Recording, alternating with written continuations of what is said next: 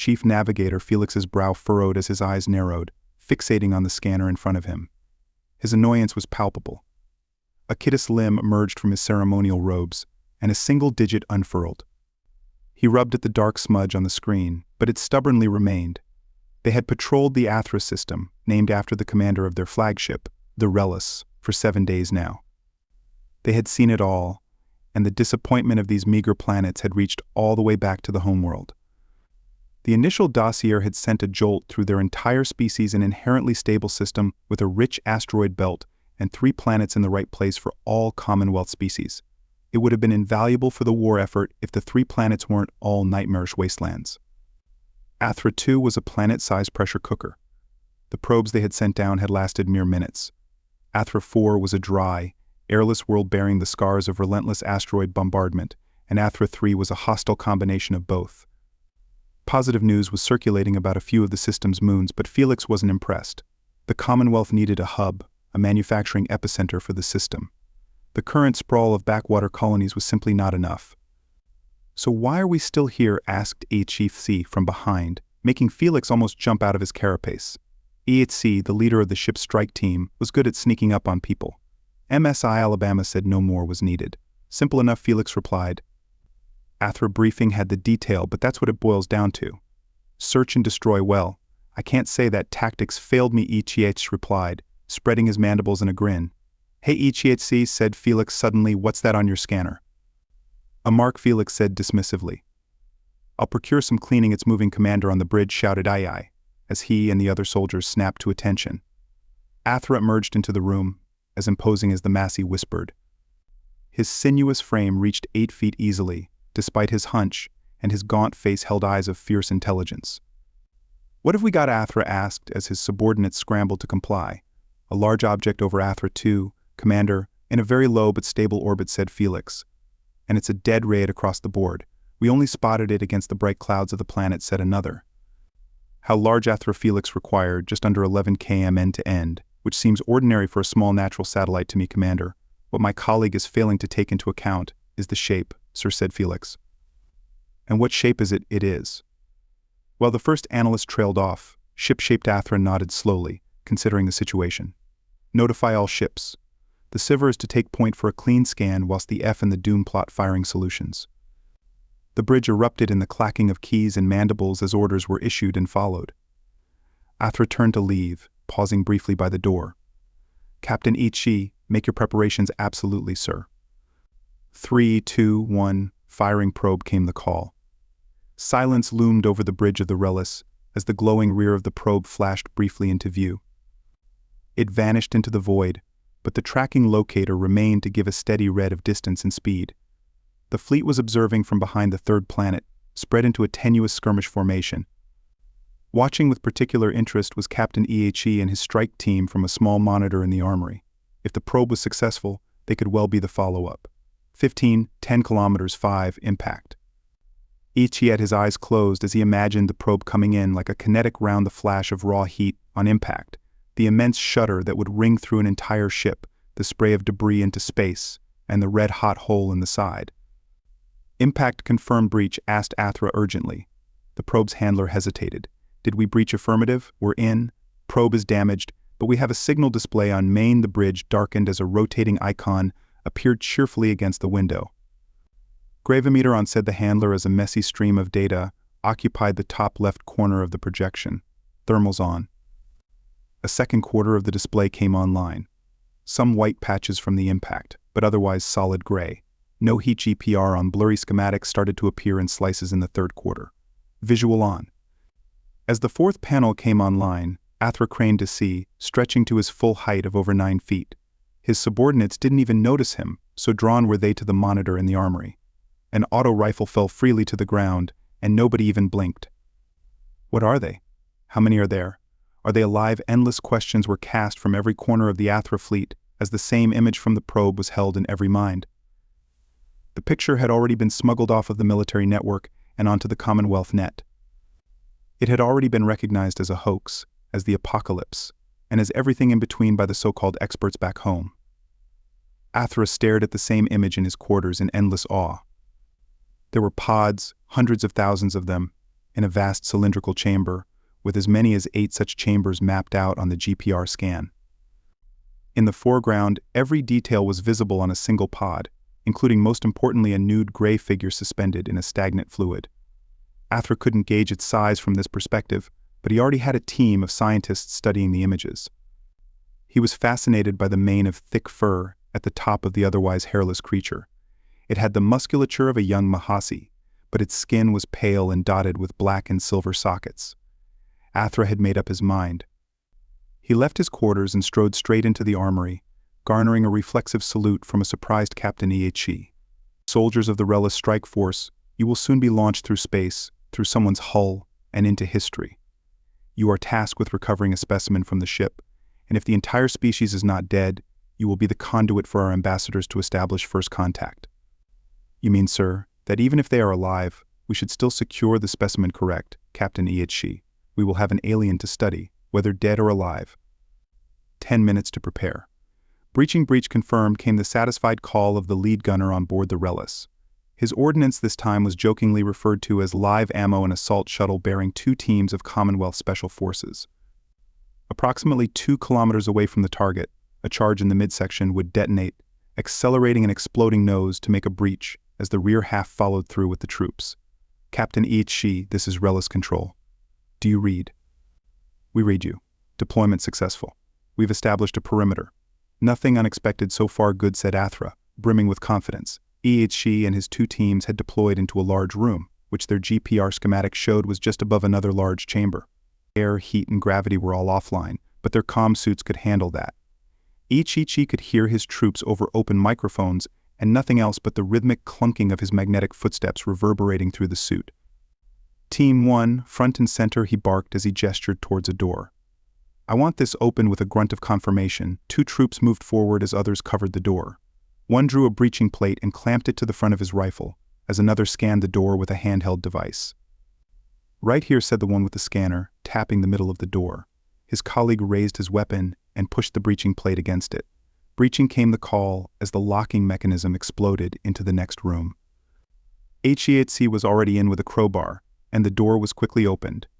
They descended a short set of stairs and were confronted with another door. This one, however, seemed to read their intent and opened itself in silence. Control, announced HFY. Looks like bits of this thing still have power. Just how old is it? The science team is working on that, Captain. Current best guess is a couple thousand years at least. Control, be honest with me here. Do we have any idea who built this negative, Captain? But given the size of this thing, we're hoping that they're dead, muttered HFY under his breath. The team relaxed a little as they moved through the next few rooms. The inside of the alien ship was a complete mess, but they didn't see any signs of battle. Eventually, they found a large round opening which they knew would lead into the pod array. They walked through in a wedge formation and emerged in the cylindrical chamber onto a catwalk that spanned its entire length. The individual pods were larger than the images had suggested, and HFY walked up to one of them as if hypnotized. An alien floated in the pod before him, just like the one in the image. 2 arms, 2 legs, 1 head. I was hoping for something more interesting, cracked one of his troops. Ugly though, replied another. HFY seemed satisfied with the specimen in front of him. Control, he called in. Please ask Commander Athra if this particular alien would be sufficient. 1 moment, please. The squad's technician stepped forward, casually removing the front panel of the pod's console. He poked around inside. With a little light, he said, this whole damn system is, well, it's alien. You can't hack it. Short answer, no. Long answer, I'd love to get this back to the Relis and try. Let's see, said the technician as he started experimenting with the keyboard. An interface flickered to life, presenting a menu in the alien language. Just one option, so I'm guessing that's release. Let's find out. With a quiet whir, the console burst into activity, throwing up alien text as beeps and whirs came through a speaker behind them. A cheerful ding sounded as the large round exit slammed shut. Atmosphere began to rush back into the chamber, thick yet colorless. Less oxygen than would be considered optimal in the Commonwealth, but perfectly breathable. Captain, this is Control. What the hell is going on down there? I think we turned it on, lights were coming on everywhere, and the vibrations of heavy machinery could be felt through the catwalk. An alarm sounded within the alien pod, and the dirty, viscous fluid was drained in seconds. It cracked open, globs of liquid floating through the massive chamber. "Quick, before the gravity comes on," yelled Ichi. "Control, we have the alien. I think it's alive. We need a pressurized route out of here. No pressure to any of the adjacent rooms, Captain." "Wait, the LZ is above you. Go up, give me that," shouted Ichi as he snatched an anti-tank weapon from the leader of Team 2. He aimed upwards and fired, blasting a large hole through the ceiling. "Mag boots off, let's go," with two of them clutching the alien. They jumped in unison, emerging not far from their landing zone. Clambering aboard the shuttle, the team strapped in and sealed the door. Form a damn line. Medics, engineers, scientists, everybody else in that order. You grubs. The clamor surrounding the shuttle back on board the Relic was intense as personnel surrounded the returning raiders. "I don't know what you did down there," yelled Athra as he strode towards Ichi, "but it's active, and I am hoping that it's not pissed off." "Commander," said one of the analysts feebly. "Not now," replied Athra as he turned his attention back to Ichi. "Captain, I've got 15,000 crewmen in this fleet here, cleaning out their robes because you turned something on. You got any idea how loud I had to shout to stop those on the Fexus from putting holes in it?" "Yes," said Ichi. Commander tried the analyst again. "Did you get the damn specimen at least?" "Yeah, we did." A stretcher emerged from the assault shuttle bearing the unconscious alien. This stunned the crowd into silence. Everyone except one determined analyst. "Commander, look at this," the analyst demanded quietly, passing a datapad with the now famous pod image on it. "Yeah, the pods. Welcome to 3 hours ago." "Now get yes," the pods, replied the analyst patiently. Look, Athra did look, and when he saw it, it was like a slap in the face. This was not the original image. This was the probe's live feed, the same room from the same angle, with the same countless pods, except that they were empty. Within minutes, the alien was situated in the laboratory with a horde of scientists taking samples.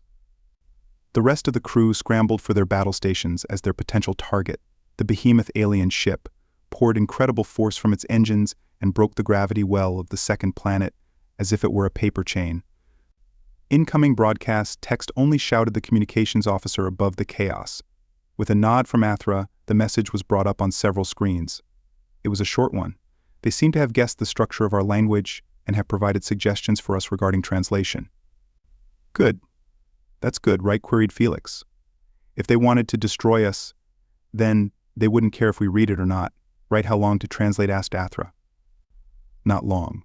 They've done most of it for us. They must have been monitoring Captain Ichi's communications. The first word reads attention, interlopers, not a good start," said Felix. "Power to weapon capacitors," commanded Athra. "Right, it reads attention, interlopers. Earth stands today as a withered husk of what it should be. We were judged and found wanting by forces far beyond us, but there was survival amidst the destruction. There was learning amongst the chaos, and finally, from within anger and hatred and fear came retribution. Earth stands today as a monument to our survival. For there is far less remaining of their homeworld. We do not care that ours is a dead world. It is ours by rights. And we shall hold it. We do not care that we are a doomed species. We shall survive and learn against the malevolence of all others and of the universe itself. The human remnant marches forward with not one left behind incoming." Athra's first reaction was one of relief. Had their main gun fired, they wouldn't have had any notice. What if we got his question was answered by a resounding wham as something slammed into the side of the Relic. The Fexus had opened fire at the first human capacitor surge, and the Doom had now joined it. The two heavy cruisers were moving to shield their flagship as an array of destroyers and corvettes fanned out. These would form a missile shield for the larger vessels with their point defense systems, and in turn, they would soon launch missiles of their own. Slug charge. "What the just hit us? Minimal damage, sir," said the chief engineer, apparently surprised. "It slowed rapidly just before impact." Wait, started Ichi, still in his combat suit. "It's an assault surge." Incoming warning screamed urgently as a small silent flash came from the human ship. The battle icon of the Fexus winked out. "Are we hit?" The crewmen swarmed to the view screen to see the front of the Fexus burning. The fireball mushroomed from the front of the ship as the atmosphere inside combusted. The human slug had torn an opening along the vessel's length. Survivors would remain in outer armories and hangars, but the ship was lost. Athra was stunned into silence. "We need to fall back," yelled Felix. "There's another problem," countered EII. "Intruders in the main hangar." "Stop them," ordered Athra to Ichi, his control over the situation draining with every second. With a muffled ding, the door opened. EHC moved through, accompanied by the 12-man strike team he had taken aboard the human ship. Another 200 soldiers had armed up and would soon move in through the main door. The corner of the hangar was twisted and charred, with the open nose of a human assault pod poking through. It was far larger than the covert shuttles used by the Commonwealth, and so too were its occupants. 4 humans had already disgorged from the pod and taken position in the hangar. They looked very different from the specimen HFY had retrieved. Gone was the flesh and hair, and instead stood a gray mountain of armor and equipment. Although silent, the towering figures had their attention focused on just one of their number. Officer EI raised his weapon, took aim, and fired. He watched in dismay as the round plinked against the human's head and failed to penetrate. It turned. "Get down," yelled HFY as one of the humans stepped forward, holding a multi-barrel weapon from the hip. It spun to life as HFY hit the deck, and then it loosed a long burst of pure hell towards the Commonwealth squad. Exploding rounds hammered into the Team 2 leader as his mutilated body collapsed. Another burst forced HFY and his men to duck and run, returning only a few shots as they retreated to the door. The 4 humans advanced, pouring suppressive fire into HFY's position. 2 humans flanked rapidly, standing between HFY's squad and the main hangar doors as the other 2 continued to suppress. 2 more of the Commonwealth soldiers were shot at close range, and HFY heard them expire over the open microphones. Just in time, his reinforcements arrived as the main hangar doors whirred open to reveal 2 companies of ground troops. The first 2 humans, now themselves outflanked, simply turned and fired. "Commander, we've lost contact with Captain HFY. Have his reinforcements arrived?" "They arrived at the hangar, and we seem to have lost contact with them too. We have 4 alien signatures moving towards the Science Wing 4. Where are the rest of them? We don't know. Lock it down. Lock everything down. Have the Beta send us more ground troops. Use an assault shuttle if we have to. We need to stop those intruders." The next 10 minutes passed in near silence, save for the steady pings of computers tracking the exchange of fire in space. The Doom had fallen back after taking a glancing hit, and soon after the human vessel had stopped firing its main weapon. It was now plinking casually at the smaller vessels with its secondary guns and had yet to score a serious hit. "Sir, they've breached the science wing and are converging on the alien.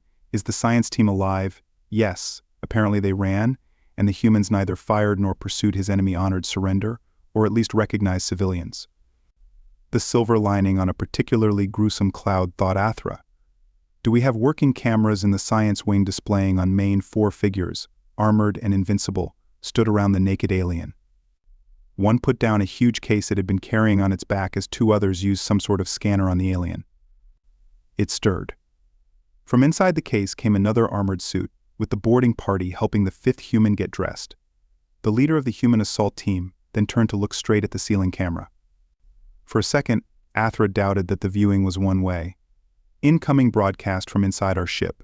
Its audio, it was spoken crudely in Commonwealth, but they recognized it instantly as it filled the bridge. Not one left behind. If you enjoyed this story and want to support us, please leave a like and subscribe to our channel. For every comment that says we will heart every single one of them. Thank you for your time.